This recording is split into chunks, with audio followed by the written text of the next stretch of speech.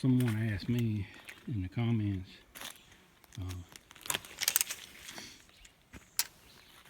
how I cut lapsiding. So here's my 8-inch cant. It's 8 inches by, looks like 13 5/8, something like that. Got a 1/2 inch piece of plyboard, chipboard, whatever you want to call it. Sure, there's a technical name for it. So I've got it up under there, tilting up a 1/2 inch, and I've got this blade sitting barely on the edge there. So if you want to take a look at this, I've got a 1/2 inch. So what I'm going to do is come down 1/4 inch on that side, so 3/4 of an inch, which should give me 3/4 and 1/4. I'll come 1 more 1/8 for the kerf, so I'm actually coming down 7/8. I will make that cut. I'll take these 2 boards out, and then I'll show you it's not the same amount every time. So I'll come back and show you how much I take out of that. Okay, so I've taken my little scab pieces off, and it's laying down flat on the bunk, but it is not flat right there, as you can see. So it came down 7/8. Gonna make my cut, and let's see what I come up with.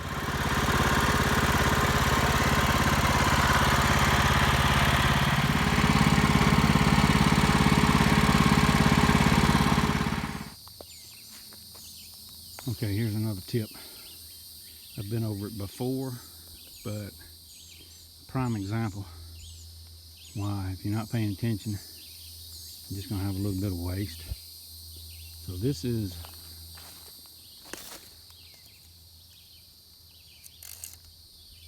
right at 8-inch cant. So with the kerf, if I just slabbed off 1 inch, with the kerf, that'd give me 7 boards. 1/8 inch each time. That particular blade I got on there is says on the label, heavy kerf. Well, or heavy set, which means it's going to be a heavy kerf. It's going to be a bigger kerf. Anyway, I'm going to slab this, because if I went and cut more of the lap siding, I got 8 pieces. If I cut more lap siding, I'd wind up at the bottom with a piece that's uneven. I wouldn't get, I'd have some waste. Now, you wouldn't particularly do that if you just needed lap siding. You'd keep on cutting lap siding. But I need lap siding for one building and 8-inch board and batten for the other, so I don't have near enough of each. That's my second stack of 8-inch board and batten. There's some 6 inches in there, and that's my only stack of lap siding, which is more lap siding, because basically you're almost doubling each stack the way I stack it. And I'll show you what it does. I mean, I hadn't cut any lap siding in 3 months. 2 months, 3 months. So when I take the top off to stack this, I'll peel one of those boards up and show you. There's not a lot of stain on it. I'm not going to finish it anyway. I'm just going to let it turn. I like that old-timey look of that dark gray finish weathered board. So I'm just going to let it weather naturally on the building. Told you I'd show you the way I stack the lapsiding. I just double it up, big end, little end, and as you can see, there's no stain. A little bit dropped there because of the top board, and I guess the seam in the old tin I got just not too good, but I'll pick this one up. And as you can see under there, it's just as pretty as it can be. So, no stain stacking them this way. I've seen some comments on some other channels that said that's not the way to do it, you're gonna get stained, blah blah blah. Obviously they're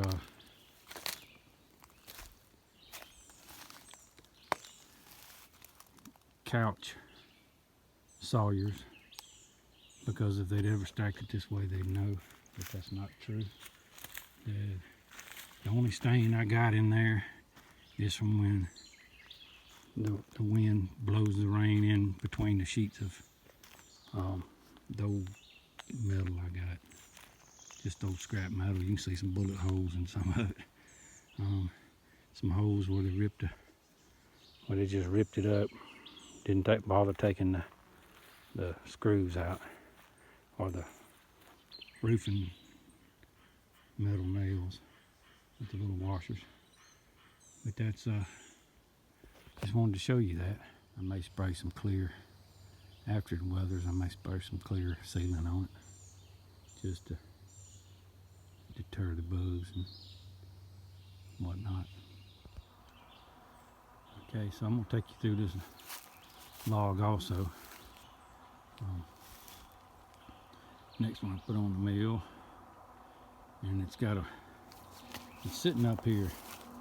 Got that 2x4 under it, and you got a little scotch right there, and you can see this big knot down there. So I got it kind of in the middle of the bunks to kind of level it out a little bit. So it's 21 there from the bunk, not from the bottom of the log. So I'm just going to take a pass, and if I just roll it a quarter of a way, that knot's going to be sticking out on my rail, and I won't be able to pass it. So I'm going to have to flip it all the way over to get that knot off. And I try not to make the same mistake I made last time. The knot set up, it's 6 inches from the top of the blade to the bottom of that cowl, I guess, and or cover, whatever. And the knot was sticking up about 6.5 inches. Well, I got in there, hit it, just wasn't thinking I was in a hurry, and I had to try to back out just a little bit to be able to shave the knot off. Well, when I backed out, the blade come off in the log, and I was about that 3/4 of the way down, so I didn't have any of my chainsaws with me. I had a little battery operated little DeWalt skill saw, 20 volt, and an axe. And with those, I took the skill saw and I made about 8 different cuts within an inch. Came in there with my axe, chopped that out, then chopped on down because that's as far as my skill saw would reach. Anyway, it was a headache, so did that. And then those of you that are following the Woodmaxx, I've always had problems with this throttle cable, and just I adjusted it, never would throttle all the way up. Thought I had it all the way up, didn't have it all the way up, and throttle cable came loose on me, so I just got it pushed right here. It's normally sitting back off of there, and then when you mash it down to the handle, it throttles up. So temporary fix. It's a piece of PVC over the throttle. And I just hold that, I got a sharp blade. And I just push with the other hand. Try not to push with this hand. Just keep the throttle open. And while it is a difference, but I believe I'm gonna come right here, put me a little pulley. So I'll come drill a hole in here, put a little pulley with a little wire cable, come back over to here, and maybe right here. See, I attach it here, come down, cable. Some way that I can push with this hand, open the throttle up and push a little bit, because sometimes you get a knot or something that's a little harder to go through. But I don't think I'm gonna go back with the cable, the throttle cable. I just never had good luck with it. I might decide I'm gonna put me another one on later, but I don't like to set up, and I'm cutting a lot better like it is. So after I get me some water, I'm gonna make this top cut. It's 21, I'm gonna come down to about 19. Make a cut, I'll roll it over and make a cut on that.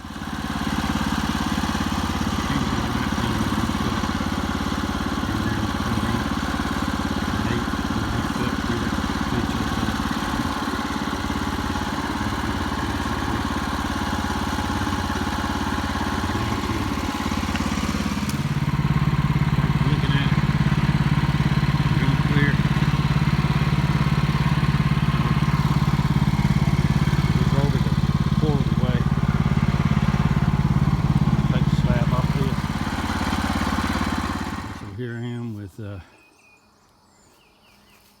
not quite so square cant.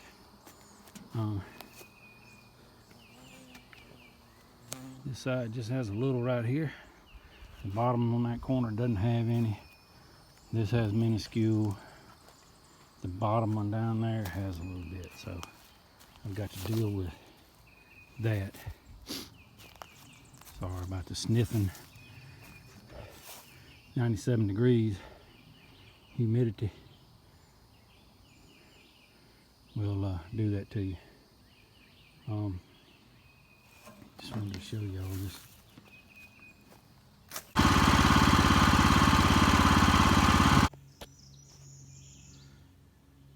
So I left my camera on a while ago, about 15-20 minutes, and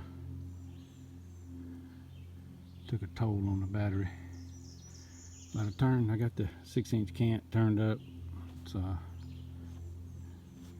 gonna cut.